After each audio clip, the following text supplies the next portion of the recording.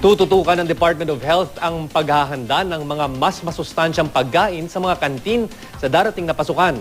Paalala ng DOH sa mga magulang, hindi dapat isakripisyo ang kalidad ng pagkain ng mga bata para lang makatipid. Nagbabalik si Steve Dailisa. Bukod sa mga gamit sa eskwela, mahalagang ngayon pa lang, maplano na rin ang kakainin ng mga estudyante. Mainam kung may oras na ihanda ang baon. Kaya ang Department of Health, pinag-aaralan na kung paano ipatutupad ang canteen makeover sa mga paaralan.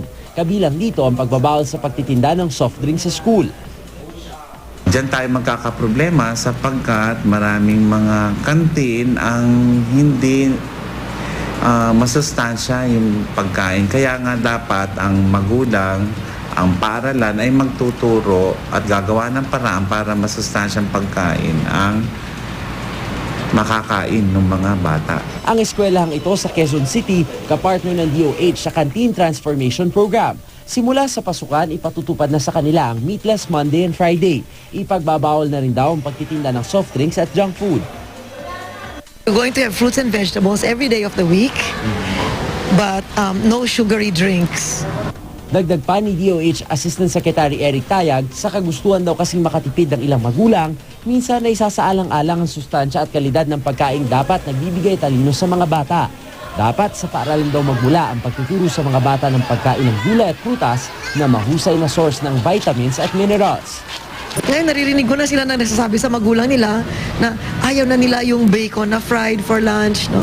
Kasi huwag natin iisipin na yung pinakamadali, yun ang bigay natin sa mga bata. Yung pinakamura, yun ang ibigay natin sa mga bata.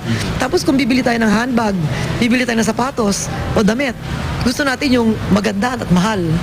Dagdag pa ng DOH, hindi raw sapat na mabusog lang mga estudyante sa feeding program.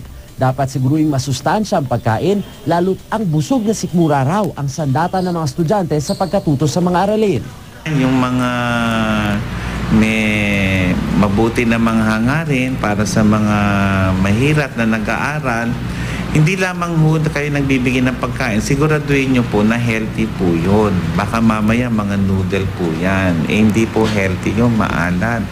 Dapat maglaan daw ng tubig at sabon ang bawat paaralan para makapaghugas din ng kamay ang mga bata pagkakain. Kaakibat din daw ng tamang pagkain ang pagkakaroon ng sapat na tulog para maging listo at bibo ang bata sa eskwelahan.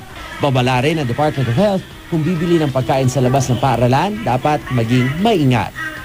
Kay baon yan, kay sa kantin o street vendor, pwedeng magkasakit ang bata sapagkat ang mga pagkain madaling mapanis o hindi na proproteksyonan sa kontaminasyon, nalalangawan, maruming tubig, maruming yelo, ay maaaring magdulot ng sakit ng tiyan na mauwi sa diarrhea.